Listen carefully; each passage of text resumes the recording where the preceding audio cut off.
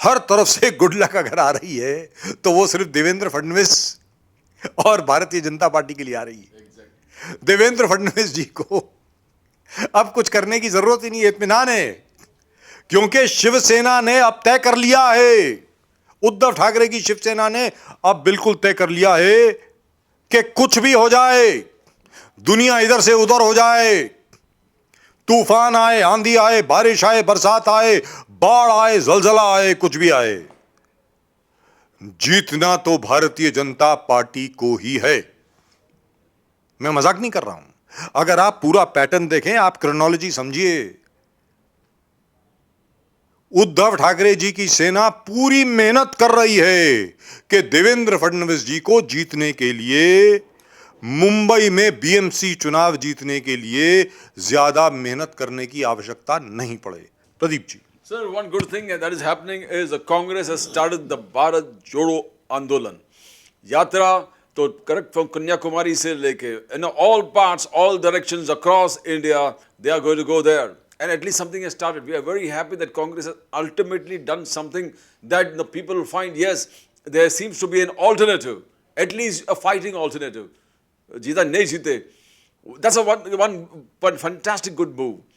But what is the alternate? At the same time, when Congress is having the yatra, Bharat Jodo Yatra, Nitish Kumar bhi घूम रहे हैं, केजरीवाल भी घूम रहा है, स्टालिन साहब भी घूम रहे हैं, ममता बनर्जी भी घूम रहा है, स्टालिन भी.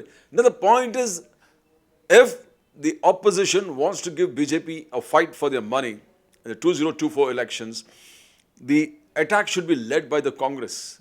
With 20% vote share, Congress is the only party that can challenge or give a fight to the BJP. आज नीतीश कुमार का 1% वोट शेयर भी नहीं है पूरे देश में. 1% वोट शेयर अगर वो सोचते कि प्रधानमंत्री बनेगा तो I mean it's a joke, it's a real joke. और वो सबको जाके मिल रहे हैं. और बिहार संभाले तो बहुत हो चुका. अगर लालू प्रसाद यादव खींच लिया सपोर्ट तो वही सरकार गिर जाएगी. He doesn't have 1% vote share, जिसके पास नहीं है वो प्रधानमंत्री के सपने देख रहे हैं. दूसरे शरद पवार जी है, 1.5% वोट शेयर, 2% वोट शेयर भी नहीं, single digit. Actually, the closest is, I think, Mamta Banerjee with 4 to 5% vote share. Less than 4 to 5% vote share. Mayawati not in the race, 4 to 5% vote share. Now ये सब मिलके भी DMK हो गए, YSR हो गए, ये सब KCR, तो 1% ये कैसे? और ये आपस में झगड़ेंगे प्राइम मिनिस्टर कैंडिडेट के लिए. अभी सब सफर दिख रहा है. नाउ जिस प्रकार Nitish Kumar is meeting the CPM Yechury. अब येचूरी का कितना परसेंटेज है, कितनी सीट है, तो मेरा कहना जितने पॉलिटिकल पंडित्स है, if Congress is removing the Bharat जोड़ो यात्रा, तो आप लोग सब कांग्रेस से जुड़ के एटलीस्ट बीजेपी को चैलेंज तो दे दे. Because the horse has to be in front of leading the carriage. You can't have the carriage leading the horse. It goes nowhere. Now what we are seeing is अलग अलग लोग घोड़ा पीछे और कैरेज आगे है, और कैरेज भी चारों व्हील कई अलग अलग दिशा में जा रही है. Why can't we have it? 1%, 2%, 3%, 4% यही वोट शेयर है, और ये लोग सोच रहे हैं कि प्रधानमंत्री बनेंगे.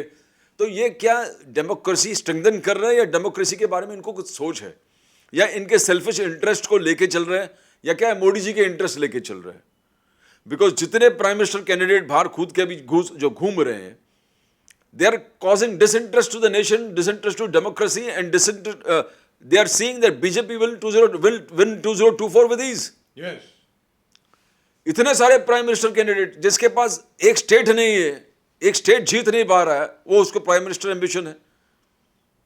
जिसके पास, I mean how can you even think about that? अभी केजरीवाल भले 2 स्टेट है, दिल्ली है, Punjab है, but Delhi is half a state. Half a state. It's a small state, and even after winning 2, he is not even having 2% of the vote share. National vote share का 2% है ही नहीं. तो आप कैसे कर सकते हो?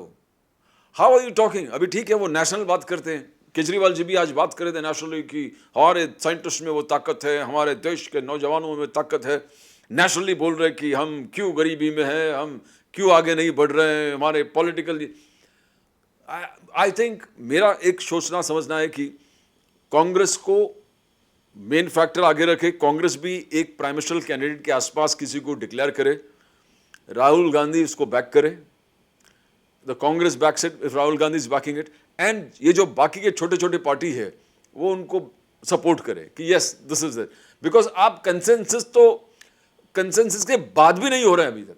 2024 BJP is there clear cut, Modi ji है, प्रधानमंत्री है, 24/7 365 डेज इलेक्शन मैकेनिज्म चल रहा है, वो अलग अलग स्टेट जीतने की भी बात कर रहे हैं कि ये गुजरात जीतेंगे, बीएमसी जीतेंगे, महाराष्ट्र, तो उनका पूरा प्लान सेट है। अभी यहाँ नीतीश कुमार बिहार मुश्किल से हाथ में आए, वो घूम रहे हैं, शरद पवार जी के पास कुछ भी नहीं है वो घूम रहे प्रधान, तो केजरीवाल ठीक है पंजाब और ये हैं उनके पास, तो वो गुजरात में कॉन्सेंट्रेट करके गुजरात में इंपैक्ट किया तो समझ सकते हैं। बट 2024 में unless the opposition come together, sit on the table and work out a strategy, कुछ नहीं होने वाला है। ये अलग अलग तरह से सब लोग यात्रा निकाल रहे, उसके क्या मतलब, पूरे देश को आप क्या मैसेज देना चाहते हो? नीतीश कुमार रैली लेके सबसे मिलके क्या होगा, क्या सर क्या करेंगे? और मिल रहे सीताराम येचुरी से जिसके पास कुछ है ही नहीं। एक पॉलिटिकल तमाशा बन चुका है, एंड जो देख रहे हैं उनको भी एक मजाक लग रहा है कि what is the challenge, BJP को कोई चैलेंज ही नहीं है, ये आपस में कंसेंसस तक नहीं है ऑपोजिशन में, तो जीतने की बात दूर, स्टेट्स भी सब हार जाएंगे सब इधर जो जिस प्रकार से चल रहा है। आम आदमी पार्टी वही घुस रहे हैं और वही कांग्रेस के वोट खाने वाला है आम आदमी पार्टी गुजरात में। मुंबई म्युनिसिपल इलेक्शन में अगर आम आदमी पार्टी आ रहे, वही कांग्रेस और न्यूट्रल सेक्युलर पार्टीज के वोट खाने वाले हैं। तो क्या इन लोग सब मिलकर अलायंस करने वाले हैं? अब उद्धव ठाकरे बीएमसी चुनाव के लिए राष्ट्रवादी के साथ अलायंस करेंगे, राष्ट्रवादी के वोट शेयर है क्या? गिन चुन के 4-5 सीट है उनके, उसमें भी नवाब भाई के 3-4 है जी, 2-3 तो उन्हीं के हैं कुरला से, अब नवाब भाई है अंदर। तो what I am trying to say is there is no serious approach on anything.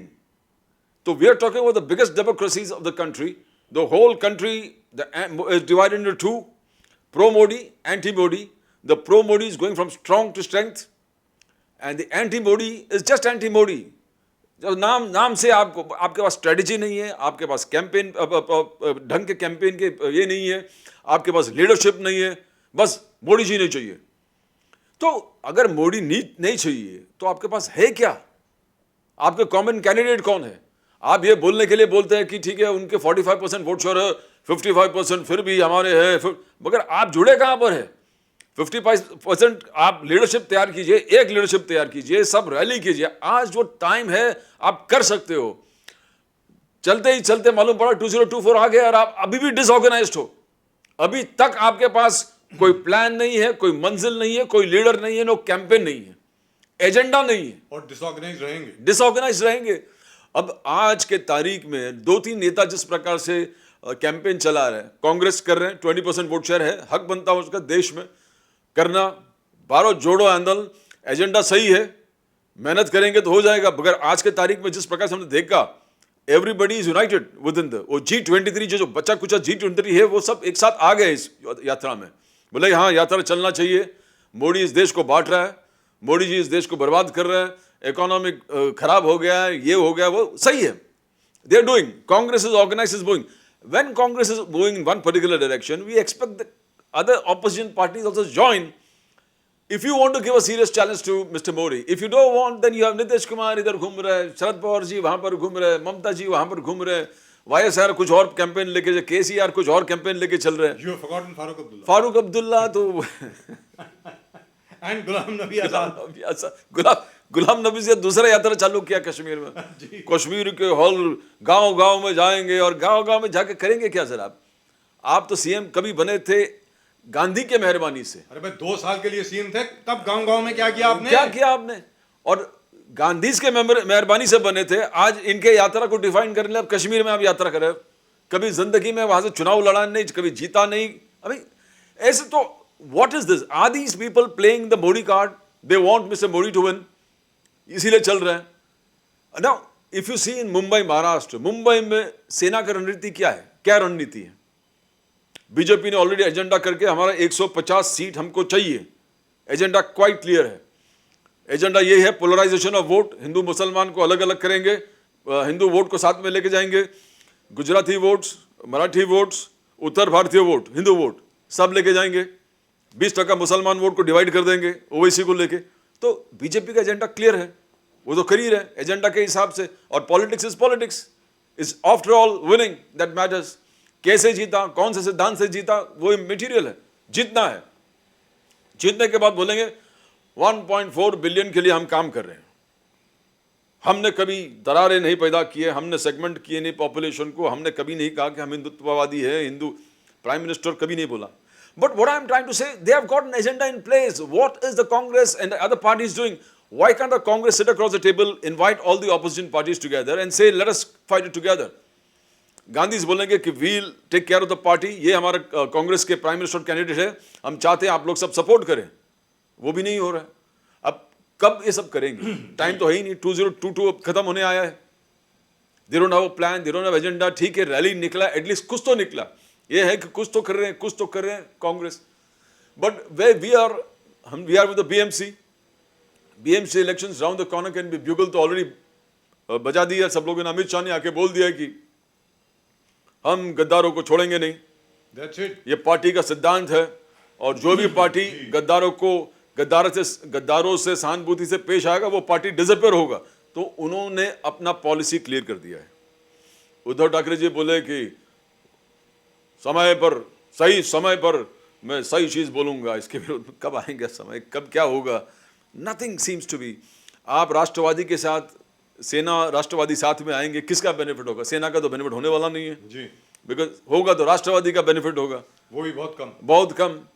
और आप इस चीज को इस संगठित तरीके से, जिस प्रकार से बीजेपी एक नाथ शिंदे सेना, राज ठाकरे जिस प्रकार से साथ में आ रहे हैं, घूम रहे साथ में, एक दूसरे को मिल रहे हैं, and look at the way Eknath Shinde is functioning से, मुझे लगता है कि रात को सोते भी नहीं होंगे वो। और जितने मुंबई के पुलिस और ट्रैफिक इतने कभी सीएम से परेशान नहीं हो गए, बिकॉज वीआईपी मूवमेंट के लिए मूवमेंट अक्रॉस। कभी कुर्ला, आज सवेरे से हम कुर्ला से आ रहे थे, वहां पर सीएम की मूवमेंट, रोड बंद, ये बंद, वो बंद, पुलिस परेशान। बट इस चीज का है संकेत है कि वो इतना काम करने का इच्छुक है चीफ मिनिस्टर एकनाथ शिंदे कि सबको पीछे छोड़ दिया है उसने। डेवलपमेंट में कोई भी चीज में पीछे नहीं है। डेवलपमेंट प्लान में उन्होंने कहा कि डेवलपमेंट प्लान, कोई भी डेवलपमेंट प्लान, विकास का काम रुकेगा नहीं। And is going one step ahead. File आने से पहले तैयार है साइन के लिए। इस प्रकार से, इस रफ्तार से काम कर रहे हैं। और जहां मेहनत की बात है, इम्पॉसिबल, कोई इनका हाथ पकड़ नहीं सकता। दिन रात मेहनत, इधर जाओ उधर जाओ, उससे मिलो, उसको साथ में ले लो, बीएमसी का ये करो। तो what is the plan of other political parties? Nobody knows. Here only BJP and its allies seem to be very politically correct, very tentative, ambitious, planned, and very phased manner moving towards the goal. Nobody else knows what's happening. Nobody. और सबसे बड़ी बात यहाँ पे प्रदीप जी आती है, भले ही वो कहते हैं कि पिछले चुनाव में भारतीय जनता पार्टी के सिर्फ 38% वोट आए थे, 38%। Yes. तो लिहाजा 62% हमारे पास हैं। Yes. अरे 62% आपके पास नहीं है भाई, 62% अलग अलग नॉन बीजेपी पार्टीज के हैं। Exactly. वो एक इकट्ठा वोट नहीं है, नंबर एक। नंबर दो, आप भारत जोड़ो यात्रा पर चले हैं। अरे भारत को तोड़ कौन रहा है भाई? नंबर एक। नंबर दो, भारत जोड़ो यात्रा में आपका एजेंडा क्या है?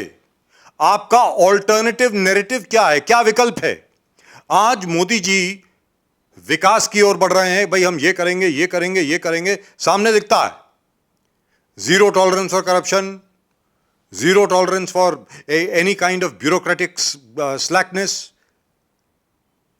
defense of the country, supreme, and so on and so forth. You have the BJP's agenda crystal clear right in front of you. Ram जन्मभूमि, वहां पर वो जीत गए। कृष्ण जन्मस्थान बन के रहेगा, काशी विश्वनाथ बन के रहेगा। साफ तौर पे भारतीय जनता पार्टी का एजेंडा सबके सामने है। आपका क्या एजेंडा है? कांग्रेस का सिर्फ यह कह देना भारत जोड़ो आंदोलन, मोदी हटाओ आंदोलन, इसका क्या मतलब हुआ? यह तो एक जमाने में जैसे सारा विपक्ष इकट्ठा हो जाता था ये कहते हुए कि इंदिरा हटाओ, इंदिरा हटाओ, इंदिरा हटाओ, और उसके बाद इंदिरा जी फिर 350 सीट जीत करके आ जाया करती थी। वही काम आप कर रहे हैं। आज की तारीख में मोदी जी के विकास के चित्र के सामने आपके पास क्या विकल्प है? नरेंद्र मोदी ने कहा कि मैं भारत का विकास इस प्रकार कर रहा हूं. Today for instance the Indian economy is today the fifth largest economy in the world. We have overtaken the UK. United kingdom को आपने ओवरटेक कर लिया है. चलिए आप ये कह सकते हैं कि इसकी नींव जो थी नरसिम्हा राव जी ने रखी, उसके बाद मनमोहन सिंह जी ने काम किया, लेकिन ये हुआ तो आज है. इसका क्रेडिट, इसका श्रेय किसको जाएगा? जो आज का प्रधानमंत्री है उसी को जाएगा. आपके पास क्या विकल्प है? We are the fifth largest economy in the world. At 13.5%, we are the largest, we are the fastest growing economy in the world. अरे भाई आपके पास क्या विकल्प है? क्या आप छोटे छोटे जो कारोबार होते हैं, छोटे छोटे जो जितने भी बेचारे बिजनेसमैन हैं, फैक्ट्री ओनर्स हैं, दुकानदार हैं, क्या आप उनकी मदद करेंगे? जो लोग आज की तारीख में मल्टीनेशनल्स के आगमन से, इतने बड़े बड़े ग्रुप्स के आगमन से जो लोग तकरीबन मर गए हैं, जिन लोगों के पास रोजगार नहीं है, उनकी आप क्या मदद करेंगे? कोई व्हाइट पेपर आपने प्रिपेयर किया है? कोई प्लान आपके पास है? यहां पर मैं ये मान करके चलता हूं कि जहां तक आम आदमी पार्टी का प्रश्न है, प्रदीप जी आपने बात करी, ठीक है, बहुत छोटी पार्टी है, लेकिन आम आदमी पार्टी के पास एक प्लान है. भले ही जैसा मर्जी प्लान हो, लेकिन प्लान है. क्या प्लान है? इलेक्ट्रिसिटी 300 यूनिट्स फ्री, स्कूल्स की कायाकल्प करेंगे, हॉस्पिटल्स आपको देंगे, मोहल्ला क्लिनिक देंगे, मुफ्त में ट्रैवल करने को मिलेगा महिलाओं को वजीफा मिलेगा हर महीने, and so on and so fourth. Plan तो है, एक ऑल्टरनेटिव नैरेटिव तो है. जहां तक कांग्रेस का प्रश्न है, सिर्फ एक, क्या? मोदी हटाओ. अरे कौन सुनने वाला है आपकी बात को? आज की तारीख में आपको आपकी खुद की क्या योजना है एक विकल्प के लिए, कि आपके सपनों का भारत क्या भारत है, वो तो सामने रखिए. अगर आप वो रखेंगे नहीं, सिर्फ भारत जोड़ो आंदोलन करेंगे, उससे क्या होने वाला है? जब आपकी यह यात्रा श्रीनगर में समाप्त हो जाएगी, उसके बाद क्या ऑर्गेनाइजेशन और स्ट्रेंथन हो जाएगी, ताकतवर हो जाएगी प्रदीप जी? क्या अलग अलग जगह पर, अलग अलग जिले में, अलग अलग गांव में, अलग अलग पंचायत में, अलग अलग जिले में, सॉरी मुझे पहले बोलना चाहिए था, डिस्ट्रिक्ट में, अलग अलग शहर में, क्या कांग्रेस का जो संगठन था, क्या वो और ताकतवर हो जाएगा? क्या नए नए लोग अपॉइंट होंगे? क्या रिक्रूटमेंट होगी? या कांग्रेस की मेंबरशिप ड्राइव भी इसके साथ होगी? इसके साथ और क्या क्या होगा? आप नॉर्थ ईस्ट भी जाएंगे, कहां कहां जाएंगे? सबसे बड़ी बात यहां पर यह बनती है कि जब तक के कांग्रेस का संगठन और ताकतवर नहीं होगा, जब तक के आंतरिक जनतंत्र, माफ कीजिएगा, इंटरनल डेमोक्रेसी जब तक कांग्रेस में नहीं आती है, तब तक कांग्रेस एक विकल्प सामने नहीं रख पाएगी. आज की तारीख में नरेंद्र मोदी आपके सामने चट्टान की तरह खड़े हैं. किसी चट्टान को आप दिवाली के पटाखे से हटा नहीं सकते, समझ गए? उसके लिए आपको बहुत बड़ा डायनामाइट चाहिए होता है. माफ कीजिएगा, आज की तारीख में भले कांग्रेस हो, और जैसा प्रदीप जी ने कहा, भले नीतीश कुमार जी हों, या स्टालिन साहब हों, या वाईएसआर हों, या बाकी सब हों, आप सिर्फ दिवाली की फुलझड़ी के बराबर हैं. जब तक आप लोग इकट्ठे होकर डायनामाइट नहीं बनते, तब तक नरेंद्र मोदी ही देश के प्रधानमंत्री रहेंगे, और 2024 में 325 से 350 सीट जीतकर आएंगे. और आप अपनी यात्राएं करते रहिए. आप G23 बना लीजिए, G21 बना लीजिए, G10 बना लीजिए, कुछ भी करते रहिए, जब तक कि आप एक विकल्प नहीं पेश करते. हां, जहां तक कि आम आदमी पार्टी का सवाल है और बाकी अन्य जो क्षेत्रीय पार्टियों का प्रश्न है, स्टेट इलेक्शंस में, राज्यों के जो चुनाव होंगे, वहां पर आप अपनी पोजीशन जो है बहुत स्ट्रांग कर लेंगे. जैसे कि टीएमसी ने कांग्रेस को बिल्कुल खत्म कर दिया वेस्ट बंगाल में, हो सकता है कि आम आदमी पार्टी भी कांग्रेस को बिल्कुल समाप्त कर दे गुजरात में. इसका फायदा किसको होगा? इसका फायदा सिर्फ और सिर्फ भारतीय जनता पार्टी को होने वाला है. आगे चल करके हो सकता है कि आम आदमी पार्टी एक विकल्प के सामने आगे जाकर के उभरे, लेकिन 2 या 3 स्टेट में अपनी परफॉर्मेंस जो है इतनी अच्छी दे करके आप एक नेशनल ऑल्टरनेटिव नहीं बन सकते। और कांग्रेस, जब तक कांग्रेस एक ऑल्टरनेटिव नैरेटिव नहीं प्रेजेंट करती, एक ऑल्टरनेटिव विकल्प तरीके का विकास जहां पर पूरा भारत इकट्ठा होकर के भारत का गरीब से गरीब, छोटे से छोटा शख्स, उसको न्याय देने का वादा जब तक आप नहीं करते, और कैसे न्याय देंगे, सिर्फ वादे से काम नहीं चलेगा, आपको योजना सामने दिखानी पड़ेगी कि हम लोग ये करेंगे जब हम सरकार में आएंगे। जब तक आप वो प्रस्तुत नहीं करेंगे, तब तक भारतीय जनता पार्टी का आप बाल भी बांका नहीं कर सकते। That's it. That's all we've got for you in tonight's show on Nation Now. Nation Now में आज सिर्फ इतना ही। प्रदीप जी और मेरी तरफ से आप सब लोगों को नमस्कार। जय हिंद, जय महाराष्ट्र, जय भवानी, जय शिवाजी।